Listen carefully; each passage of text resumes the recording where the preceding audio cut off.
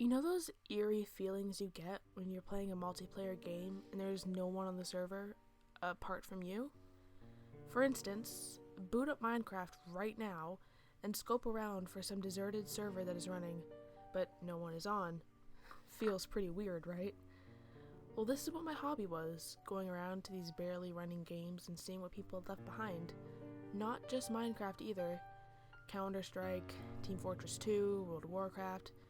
I used all these games to explore the special servers nearly every day. I logged down what was on them, buildings, maps, announcements, and then my friend would come along and wipe or build on what I had logged in. I would get paid around $50 for every server I cleared, depending on the size. So, anyway, I'm sitting here, sipping on a Coke, when my unnamed friend, due to security reasons, rings me up over Steam and says that there is this really big indie game map that was just abandoned. He wanted me to check it out. He also mentioned that the map was larger than normal, so he would pay me around $100. So I accepted, and went to download the client. It was an old website. The design was pretty poor, and it didn't look very popular. So I speculated that he wanted me to just see if it was working. So I created an account and booted up the game. It looked normal enough. Sort of like Second Life, that game where you play as yourself and run around and buy or build stuff. So I started at the server maintenance screen and went over some of the hosting stats, and found that the server was being run from a single tower that had a proxy. I couldn't list the location to get a proper ping to report to my friend, but since he was probably going to delete it, I guess I would just make it up. I scanned over the other active servers, and it seemed like the only active one was this one. He's probably going to wipe it and demolish the company project, so I guess that's why I'm getting such a big bonus for it. I logged into the server, and the loading screen came up. Hints, a bar, and some pictures of people playing, the usual. After the screen had completed, my avatar was dropped into a little forest, what I assumed would be outside of any main city or town. So, I walked forward, hoping that some sort of tutorial would guide me around, but nothing happened.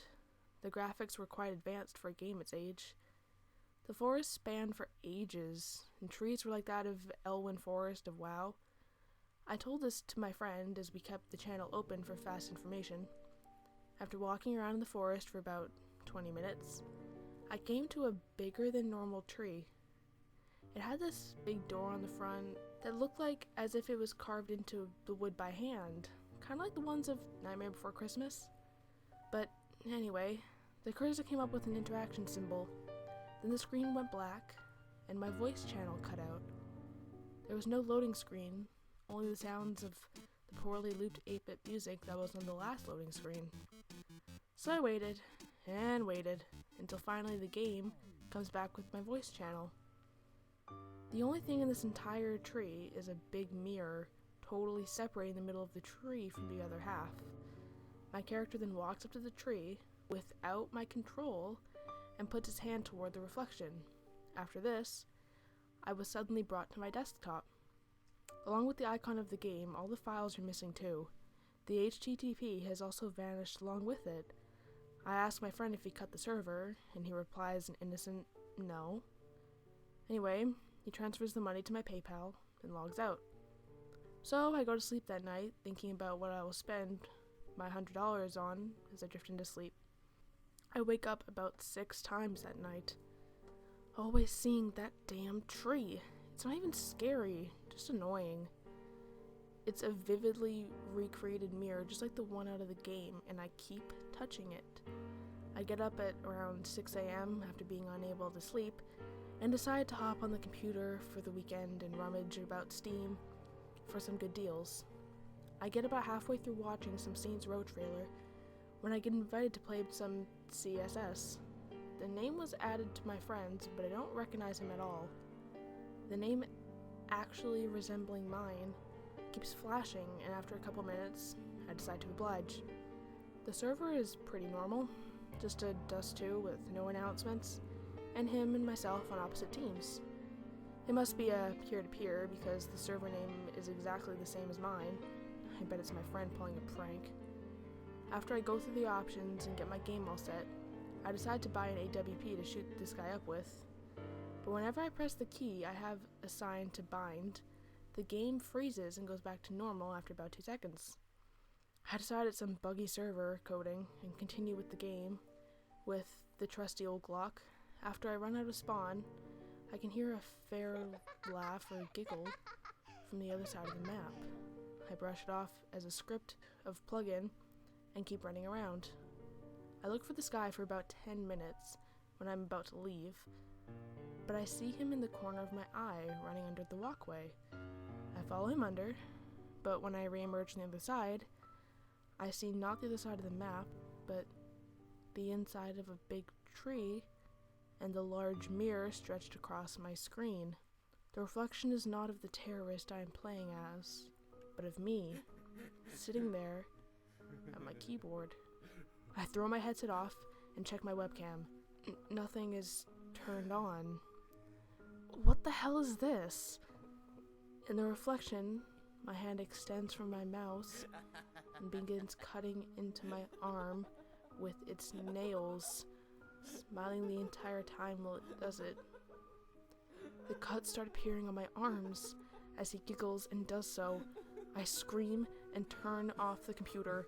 Before fading to black, my face is flashed on the screen, all disordered and rotted. I wait about 4 days before turning the computer back on. I need to do this, I tell myself, for work. I turn the computer back on and start Word. The program immediately shuts down and begins booting up Battlefield 3. What? I say out loud. I wasn't even using Battlelog. This is too suspicious. I'm about to turn the computer off in fear of seeing my doppelganger start going all cuddy-cuddy again. But I see I was invited by my old friend. The server is pretty normal, just a DM on Caspian border. I spawn and select my weapons. After this, I alt-tab to open a chat with my friend. Only static. Hello? I say into the microphone. Only static is returned. Come on, dude. Don't do this now. I say in hopes of just getting a response. Whatever. Let's just play, I say. I run around the map, looking for my friends amidst all the bushes and trees lining the gas station. I see a model run behind the building. It didn't look like the silhouette of a normal model in-game. I remember dust too and decide to turn on the computer off. I reach up to the power and press it once. I look back down to my screen, and all I can see is that all the trees now bear the same door. Oh shit, I say as I struggle to look away. The power wouldn't turn off as my character walks unattended toward the largest of the trees. The door opens, and guess who is sitting against the mirror? Sitting exactly like me. My doppelganger stares blankly into the screen.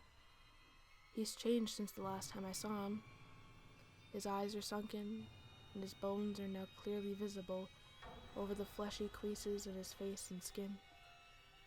He grimaces and starts jabbing himself with a piece of wood. I scream as his actions replicate on my body. I reach for the cord as pieces of wood and splinters start cutting into my chest. I finally grasp the cord and pull it out.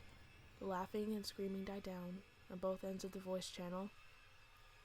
I'm rushed to the hospital and receive around 60 stitches for my cuts and gashes. I sell my computer when I return home. A couple days pass and things are looking down for me. I lost my job after having too many days off. Still thinking about the tree and my doppelganger. I begin walking around the interior of my house, thinking about what to do. I think about mirrors, me, insanity, and how I can overcome this bastard. Then it clicks. The mirrors and trees. I need to get back to the game. Knowing the HTTP is down, I realize I need to host it. I buy a cheap Dell computer from my local store and set up a peer-to-peer host in the hopes I can just get me and this bastard in one room again. The server pings online as I enter what I remember to be the host. Hashes and strings of code from any file residue I can find.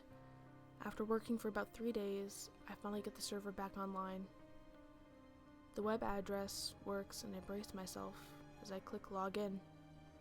The page is different.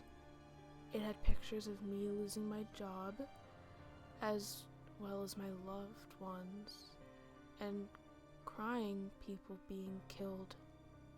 Beheadings, torture, cannibalism, and decapitation lined my screen as the game played that same howling noise when I first met my doppelganger. I log in, the loading page is going black once more, as I'm dropped into the forest again. It's different. Gore and blood splatter the entire landscape, and bodies hang from the branches. They follow me with their black, cold eyes as my character progresses through the landscape. In real life, I'm shaking. The barriers of the game and reality slowly drift apart as I advance deeper and deeper into the forest. I am walking on my own now. No keyboard, no mouse. It's me. In real life. I continue falling over corpses as I keep going. I have to do this, I keep saying to myself. I have to. Until I finally come to the tree. I brace myself and walk toward the main door. Screaming still ringing in my ears. It slows down to mere giggles as I walk toward the mirror. I see myself, covered in blood, elongated features, black eyes looking at me. It starts rasping and crawling toward me, breaking the mirror. Now was the time. I pull out my pocket mirror with all my strength and show it to the doppelganger. I heard a massive burst of screaming echoes, making my eardrums bleed as I held the mirror with all my willpower. I suddenly awaken in my room, on the floor, covered in blood with the mirror laying to my left. I calmed down. It's over. I got up and collected myself. After a quick shower and a glass of water, I got in my car and drove as fast as I could to the nearest bridge over water. I got the mirror and threw it down into the water and began to walk home. Safe. A hero after defeating the doppelganger. That's why I'm writing this now. To save you the trouble of all of this. Be cautious whenever you join any type of empty or abandoned server. You might just start to hear the laughs and giggles echo toward you, and if you encounter your own doppelganger, I fear for the worst. A couple of months ago, the police dredged lakes around the country and found mirrors exactly like the one I used to defeat him my first time, and I have a hunch he won't make the same mistake again.